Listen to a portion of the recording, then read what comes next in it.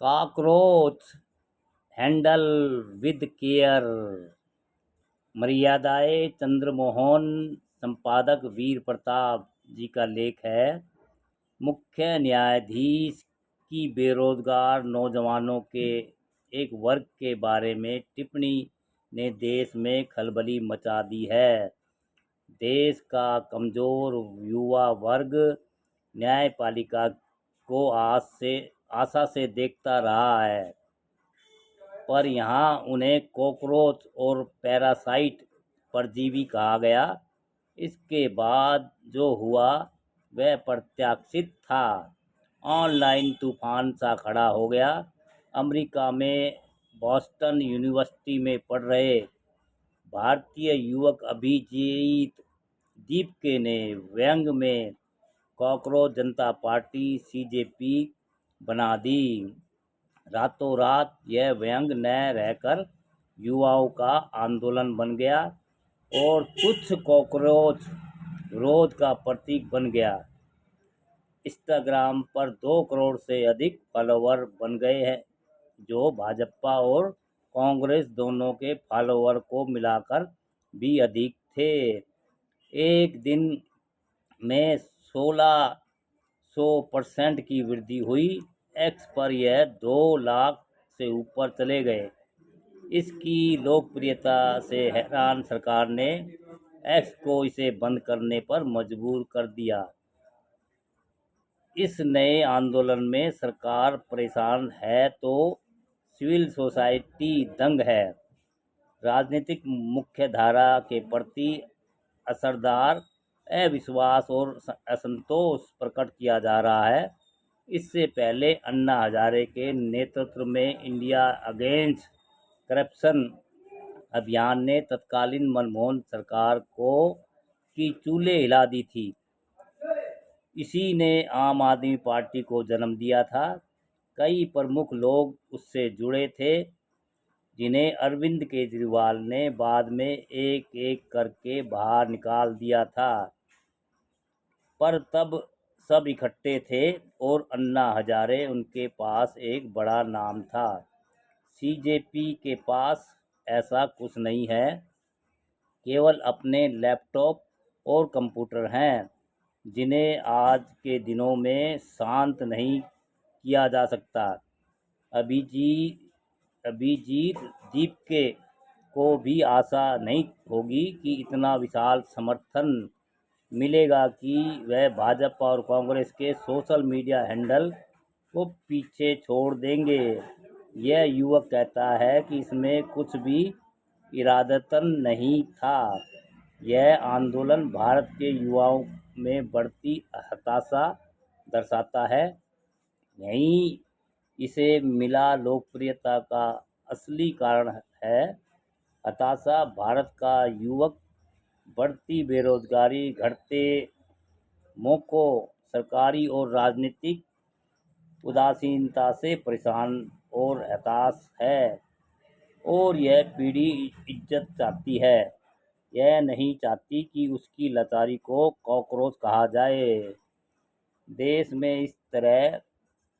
में इस वक्त लगभग 3 करोड़ पढ़े लिखे बेरोजगार हैं और अनुमान है कि 10 करोड़ ने नौकरी ढूंढना ही छोड़ दिया है। एक रिपोर्ट के अनुसार हमारे 67% बेरोजगार ग्रेजुएट बेरोजगार हैं, जो 2004 में केवल 32% थे। एक सरकारी भर्ती के लिए हजारों युवक आवेदन देते हैं। चपरासी की सरकारी नौकरी के लिए MBA तक लाइन में खड़े हो जाते हैं। सरकारी आंकड़े बताते हैं कि यहाँ 15 से 29 आयु में 10% बेरोजगारी है, जो शहरी क्षेत्रों में 13% है। जो अदृश्य बेरोजगारी है वह और भी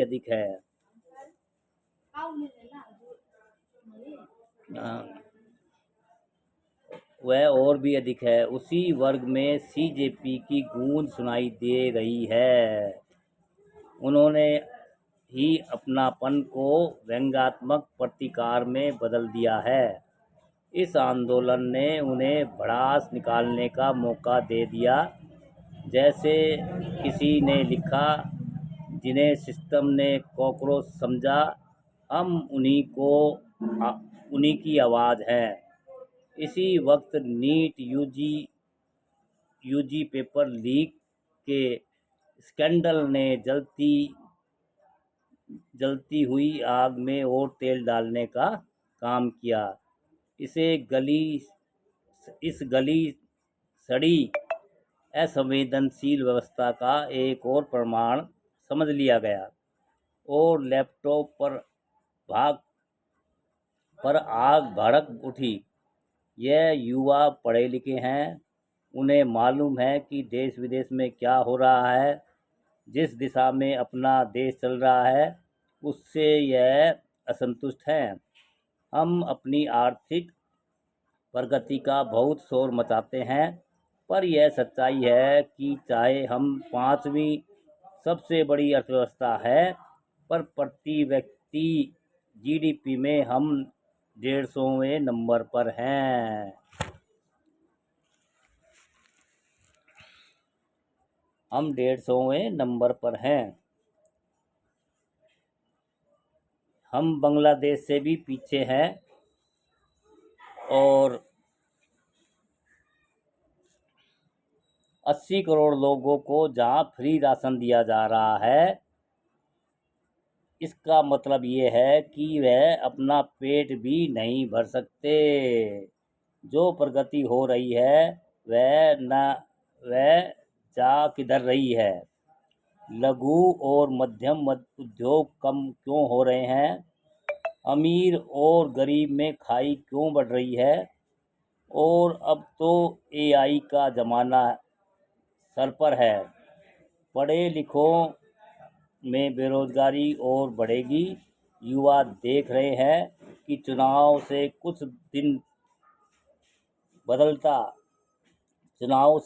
नहीं बदलता। चुनाव दर चुनाव वह वहीं के वहीं है। एक चुनाव और दूसरे चुनाव के बीच संवाद क्यों रुक जाता है? प्रधानमंत्री ने हालात को देखते हुए किफ़ायत का उपदेश दिया है। शासक वर्ग पर एकाध दिन इसका असर हुआ।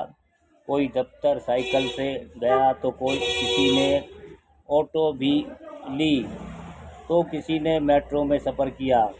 फोटो छप गए, उसके बाद सब वापस पुराने काफिले में लौट आए। सीजेपी की वेबसाइट बंद करवा दी, अर्थात जो व्यंग्यात्मक आंदोलन है उसे सरकार ने खुद मान्यता दे दी। बेहतर होता कि इसे चलने दिया जाता। कुछ देर के बाद यह खुद शांत हो जाते, पर सरकार तो यह प्रभाव दे रही है कि वह इसे गंभीरता से एक चुनौती की तरह ले रही है।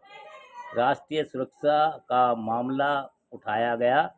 हमारी राष्ट्रीय सुरक्षा इतनी कमज़ोर क्यों है कि एक व्यंग्यात्मक आंदोलन से उसे खतरा है? कुछ भाजपा नेताओं ने आरोप लगाया कि इसे पाकिस्तान से समर्थन मिल रहा है, जबकि अभिजीत दीपके का कहना है कि 94% फॉलोवर भारतीय हैं। उसे जान से मारने की धमकी दी जा रही है। 17 वर्ष के एक लड़के ने जब शिकायत की कि सीबीआई की 12वीं की परीक्षा में उसकी उत्तर पुस्तिका बदल गई, तो कुछ ने उसे पाकिस्तानी करार दिया, जबकि बाद में सीबीआई ने मान लिया कि वास्तव में उसकी उत्तर पुस्तिका बदल गई थी। हमारे देश में विरोध के प्रति बर्दाश्त खत्म क्यों हो रही है? ऐसा प्रतीत होता है कि एक ऑनलाइन सेना है जो विपरीत विचार या शिकायत पर गालियों की बौछार के लिए तैयार रहती है। एंटी नेशनल अर्बन नक्सल दीमक पाकिस्तानी बहुत कुछ कहा जाता है। इंदिरा गांधी भी बार बार विदेशी हाथ की शिकायत करती थी। पर प्रमाण कोई नहीं दिया। कुछ लोग जॉर्ज सोरस के बारे में कह रहे हैं कि वह यहाँ असंतोष बढ़ाने में लगा है। उसकी आयु 95 वर्ष है। मानना मुश्किल है कि इस 95 वर्ष के आदमी का ध्यान भारत में हो रही घटनाओं पर है, या वह भारत को अस्थिर करना चाहता है। और अगर वास्तव में वह यहाँ गड़बड़ करवा रहा है तो यह हमारी अर्थव्यवस्था का बहुत घटिया चित्र प्रस्तुत करती है कि दूर अमेरिका में बैठा 95 वर्ष का व्यक्ति हमें अस्थिर कर रहा है। हमारे पास एक मजबूत सरकार है, एक लोकप्रिय प्रधानमंत्री है और एक दृढ़ गृह मंत्री है। फिर विरोध और असहमति से घबराहट क्यों? कबीर जी भी कह गए हैं कि निंदक नियरे राखिए, आंगन कुटीर बछाए, बिन पानी साबुन बिना निर्मल करे सुभाए। पर आज कल तो निंदक को बर्दाश्त ही नहीं किया जाता। उसकी राय के लिए उसे खदेड़ने की कोशिश होती है। पहली सरकार के समय कार्टूनिस्ट को भी पूरी जगह दी जाती थी। लक्ष्मण और अब्बू जैसे कार्टूनिस्ट तो व्यंग को हथियार की तरह इस्तेमाल करते थे। किसी ने उन्हें जेल नहीं भेजा, न ही उन्हें एंटी नेशनल कहकर गालियां निकाली गई। पर अब तो बर्दाश्त खत्म हो गई लगती है। सोनम वांगचुक को 6 महीने NSA में जेल में रखा गया।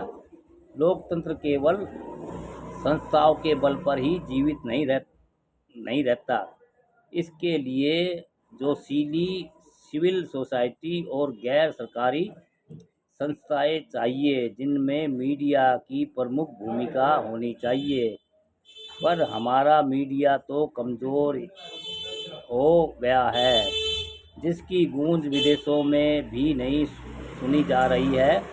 अगर यहाँ मीडिया अपनी जिम्मेदारी निभाता तो कॉकरोच जैसे आंदोलन की ज़रूरत ही नहीं उठती। अगर मुख्य न्यायाधीश यह टिप्पणी न करते तो मामला ठप रहता। पर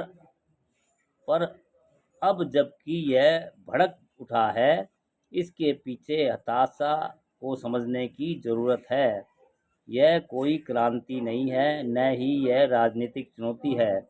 उन्होंने चुनाव नहीं लड़ना, ज़्यादा से ज़्यादा वह मुद्दे उठाते रहेंगे।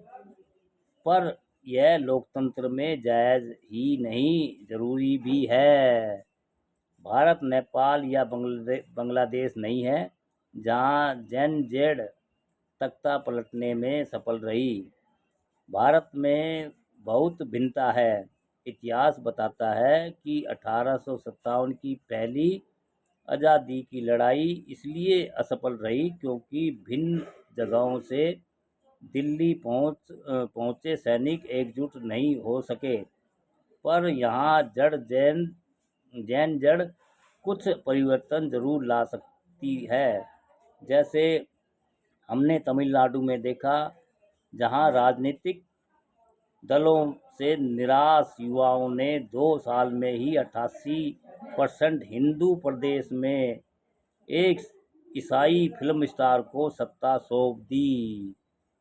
पर सब लोकतांत्रिक तरीके से हुआ।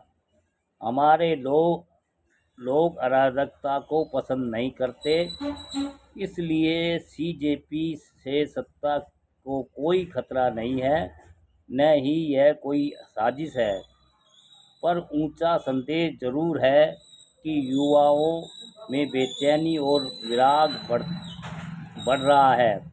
मिडिल क्लास के युवा विशेष तौर पर असंतुष्ट हैं। अभिजीत जीप के ने कहा है हमारा अपराध केवल ये है कि हम अपने लिए बेहतर भविष्य की मांग कर रहे हैं। कॉकरोच इस भावना का सिंबल बन गया है। वेबसाइट ब्लॉक हो सकती है, पर इस भावना को ब्लॉक नहीं किया जा सकता। आसानी से 2 करोड़ फॉलोवर नहीं जुड़ते। यह यह समझने की ज़रूरत है कि इतनी जल्दी इन्हें इतना समर्थन क्यों मिला है। इनसे टकराव उल्टा पड़ेगा। इस पीढ़ी को हैंडल विद केयर की ज़रूरत है। दोस्तों, कॉकरोच का मामला कहाँ से कहाँ पहुँच गया। और भैया सीट पे बैठे सीजेआई भैया कुछ भी कह के और फिर बाद में पलटी मारेंगे। तो भैया युवा जनता बेरोजगार है।